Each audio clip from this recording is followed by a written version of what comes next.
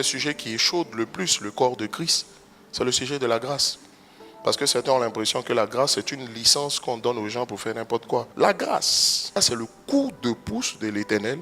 C'est le bras tendu du Seigneur. Ça veut dire que ce sont les relations que Dieu met à votre disposition pour permettre à quelque chose d'arriver. David avait les capacités. Quand il a vu Goliath, David était calme, tranquille. C'est ses frères qui s'inquiétaient. Les gens n'avaient jamais vu David à l'œuvre. Mais ce n'est pas parce que tu n'as jamais vu capable. Mais vous savez quoi? Tant que le temps de Dieu n'est pas arrivé, la personne, quoi qu'étant capable, ne va pas avoir l'opportunité. Si vous forcez les opportunités, les gens vont vous rejeter. Mais quand la grâce vous visite, la grâce aussi vous fait sentir le temps de Dieu. Parce qu'en fait, avec la grâce, Dieu ne vous parle pas pour dire c'est mon temps. En fait, votre réflexion n'intervient même pas. C'est quand vous avez fini d'agir et vous dites, hé, j'ai fait. N'est-ce pas? Parce que si ça devait rentrer dans la réflexion, vous calculerez. Mais quand le temps de Dieu arrive, la grâce de Dieu crée l'opportunité afin que vos capacités soient exposées. La publicité vous fait remarquer, mais la grâce de Dieu vous fait connaître. La publicité va amener les gens à savoir que tu existes. Mais la grâce de Dieu va amener les gens à s'arrêter pour savoir, mais il dit quoi? Il est capable de quoi? Qu'est-ce qu'il peut prouver? La publicité fait que tu vois les gens sans les regarder. Mais quand la grâce arrive, elle t'emmène à t'arrêter un instant pour dire, attends que je vois bien ce que j'ai vu. Parce qu'il y a quelque chose de Dieu qui transcende. Sachez que la réussite dans la vie d'une personne résulte de la conjugaison de trois choses. Il y a l'opportunité, il y a la capacité, et puis il y a le désir ou la volonté, les bonnes aspirations. Chers amis, Abraham voulait un enfant, mais Abraham n'arrivait pas à avoir d'enfant parce qu'Abraham était vieux. Sarah était vieille. Ça veut dire qu'ils n'avaient pas la capacité d'enfanter parce que la science nous enseigne qu'à un certain âge, les femmes sont ménopausées. Et si elles sont ménopausées, elles n'arrivent pas à concevoir d'un point de vue scientifique, logique.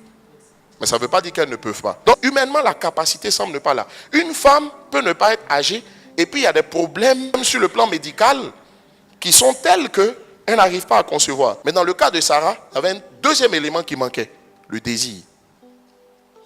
En Genèse chapitre 18 au verset 12, on dit Sarah, lorsqu'elle a entendu l'un des trois anges dire à Abraham qu'Abraham allait avoir un enfant, elle savait que si Abraham devait avoir un enfant, c'est elle qui est la femme. L'homme ne porte pas d'enfant, donc ça la concernait.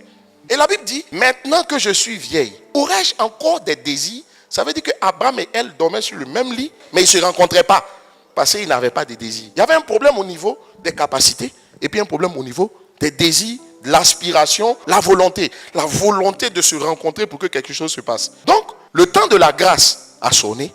Quand la grâce a localisé Abraham, regardez ce qu'elle va faire. Elle va venir booster ses capacités.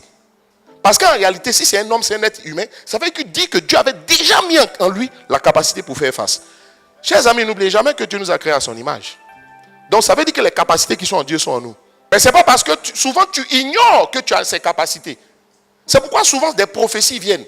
Les prophéties là, quand elles viennent, sachez aussi que souvent les prophéties viennent vous dire de quoi vous êtes capable, que vous ignorez que vous êtes capable. Si la prophétie dit tu seras un puissant chanteur, ça veut dire que tu as la capacité de chanter déjà en toi. Souvent, les prophéties qui viennent vous dire des choses que vous ignorez, là, faites attention, elles viennent vous donner des informations. Mais parce que Dieu sait que la prophétie aussi vient créer un désir dans votre cœur. Quand Dieu dit tu seras un chanteur, c'est bizarre, mais maintenant quand tu passes et puis tu vois les claviers, ça commence à t'intéresser. Sinon, tous les jours tu passais, ça ne te disait rien.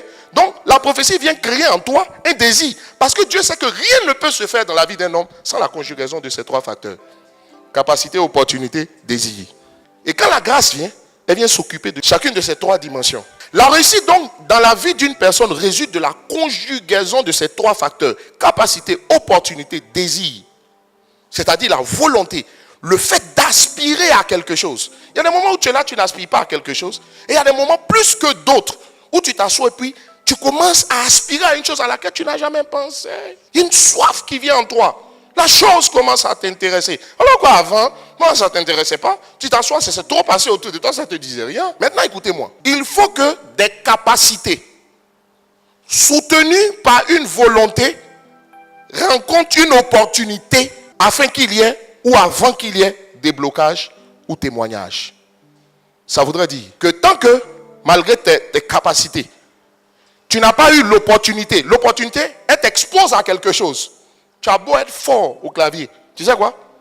Tant qu'on ne t'a pas vu et puis ça dépend de qui te voit, et que Dieu n'a pas créé une exposition, tu vas rester où tu es. Le jour où l'opportunité vient, soyez prêts. Il faut que des capacités, soutenues par une volonté affichée, rencontrent une opportunité pour qu'il y ait témoignage ou déblocage. La grâce, elle crée l'opportunité, elle amplifie le désir ou la volonté, et elle réveille les capacités, afin que quelque chose de grand se produise. Parce que dès que la grâce rentre en jeu, il faut que quelque chose se produise. Pendant que tu t'enlises, ma prière pour toi, c'est que la grâce de Dieu te localise et te scandalise, afin que personne ne te méprise. Ou encore ne méprise ton Dieu.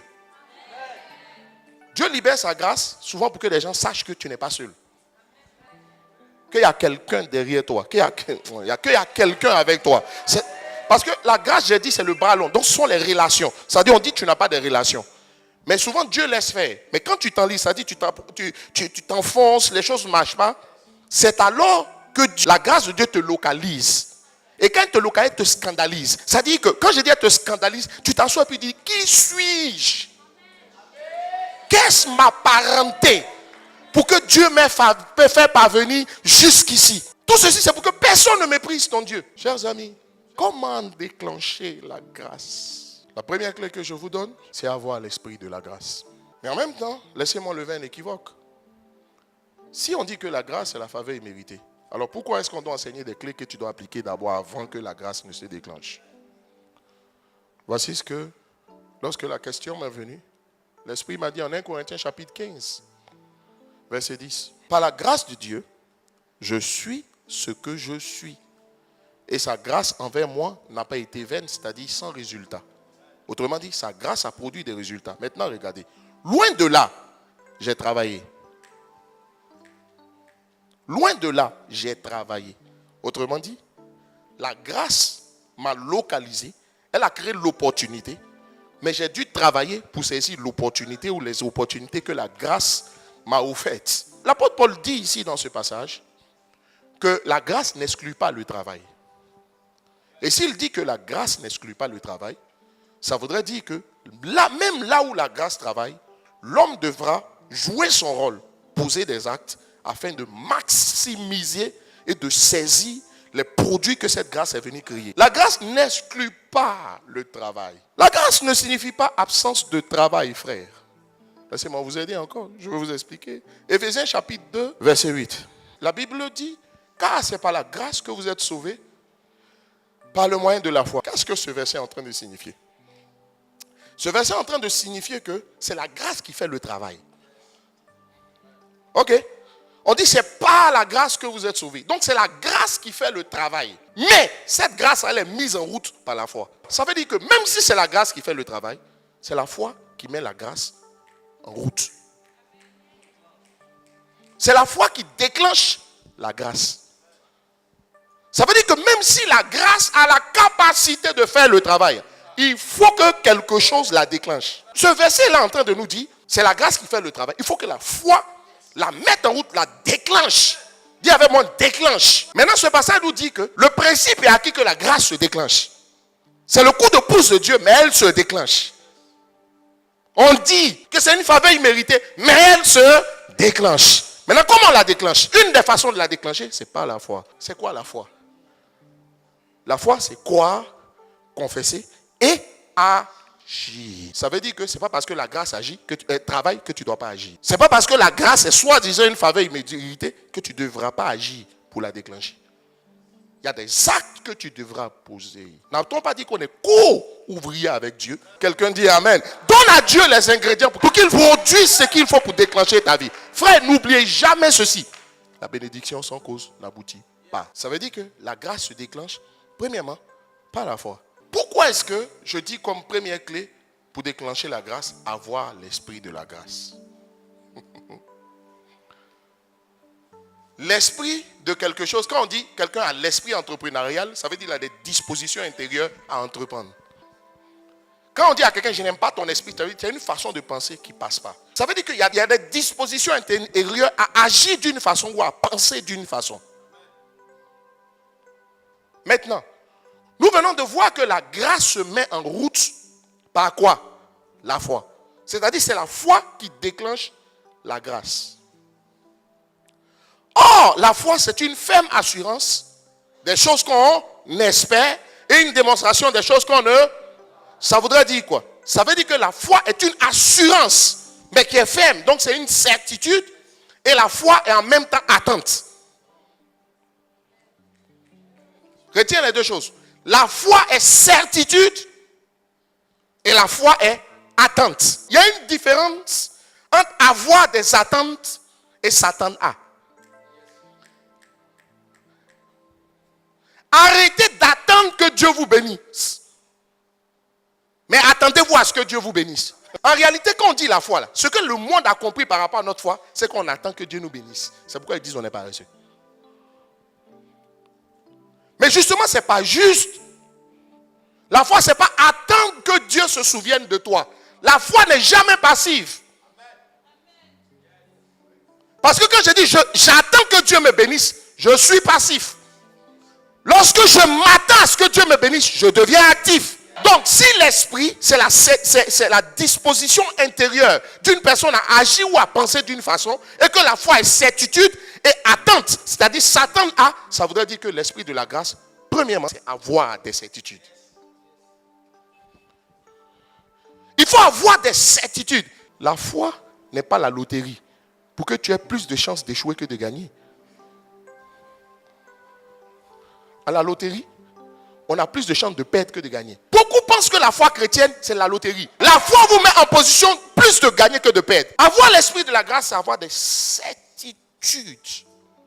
Mais la certitude qu'on a plus de chances de gagner que de perdre, c'est s'attendre à un certain nombre de choses. Mais quelles sont ces certitudes? La Bible n'a-t-elle pas dit le bonheur et la grâce t'accompagneront tous les jours de ta vie? Ça voudrait dire que Dieu n'a pas dit quelques jours. Donc Dieu nous assure que chaque jour, il y a une grâce qui est à nos côtés. Mais la question, si chaque jour, il y a une grâce qui nous suit, pourquoi elle ne se manifeste pas? Parce que premièrement, tu ignores qu'il y a une grâce qui t'accompagne pour chaque jour. Et que deuxièmement, tu n'as pas les dispositions intérieures pour la déclencher. Est-ce que vous savez que juste avoir la bonne façon de penser peut déclencher la chose automatiquement? En Nombres chapitre 14, verset 24, voici ce qui est dit. Et parce que mon serviteur Caleb a été animé d'un autre esprit, une disposition intérieure à agir ou à penser d'une certaine façon. Autrement dit, parce que Caleb a pensé d'une manière différente des autres, il dit, et qu'il a pleinement suivi ma voie. C'est-à-dire qu'il est resté dans les voies de Dieu, sanctification, crainte de Dieu. Voici. Et il ne s'est pas détourné de cette voie, de la manière dont il a pensé, quel que soit le temps qui passait, je le ferai entrer dans le pays. Ça veut dire quoi? Quand quelqu'un pense de la bonne façon, ce sur quoi il a pensé de la bonne façon, Dieu lui donne. Parce qu'on va finir de te dire, est l'esprit de la grâce. C'est-à-dire, pense d'une certaine façon. Pense foi, pense certitude, pense possibilité. Quelqu'un va dire, et puis comment la chose va venir? Après ça, quel est le principe? C'est ça qui est le principe. Dieu dit, 40 ans plus tard, lorsqu'ils étaient en train de partager le pays, Josué dit, ce territoire, personne ne va prendre, parce que 40 ans plus tôt, quand il est venu ici, il a dit, ça c'est pour lui. Et il a dit, Dieu va lui donner. Il dit, parce qu'il a pensé différemment. Est-ce que penser d'une manière, on fait des efforts pour penser? Dis bon, est-ce que ça nécessite de l'énergie pour penser? C'est ça la grâce. Si tu sais penser à tes problèmes, c'est que tu peux penser à tes possibilités. On ne s'entraîne pas pour ça. Il faut faire le contraire juste. Or, le problème, quand les gens n'ont pas l'esprit de la grâce, ils pensent à leurs problèmes. Quand les gens ont l'esprit de la grâce, ils pensent à leurs possibilités. Fils, attends, si tu as 5 francs et que tu as pile de 5 francs, tu as le face aussi de 5 francs. Regarde, ça c'est une pièce de 100 francs. Ça c'est pile, ça c'est face. Est-ce que tu sais que c'est la même pièce? Ce sont deux faces de la même pièce. Donc ça veut dire, il suffit juste de changer l'angle de vue. Quand je regarde, quand je regarde comme ça, si tu as la force pour t'inquiéter de tes problèmes, c'est que tu as la foi pour espérer. Puisque ce sont les deux faces d'une même pièce. Est-ce que vous savez que celui qui a peur a la foi? Il suffit juste de changer le regard. Quand il pense au danger, il a peur. Quand il pense aux possibilités, il devient serein. Mais est-ce que vous savez que naturellement, tout homme a la foi? Naturellement, on a la foi. C'est-à-dire, il n'y a pas d'effort à faire. Attends, tu as déjà demandé le médecin qui te traite. Quand tu viens, il dit, tu souffres de quoi? Quand tu dis, il prend son stylo. Quand tu demandes, tu dis, oh, est-ce qu'il était fort à la fac de médecine ou bien qu'il n'était pas fort? Tu te dis, si Si on lui a permis d'exercer ici, qu'il a porté sa blouse, c'est qu'il doit être fort. Il doit avoir les compétences de la chose. Mais en même temps, est-ce que tu vas vérifier? Parce que tu peux le penser, puis tu dis, bon, c'est vrai, mais quelle est la preuve effectivement qu'il est fort? Mais pourquoi ça arrive à Dieu, tu dis, Dieu n'a qu'à te donner la preuve qu'il va faire. Donc tu peux croire sans preuve.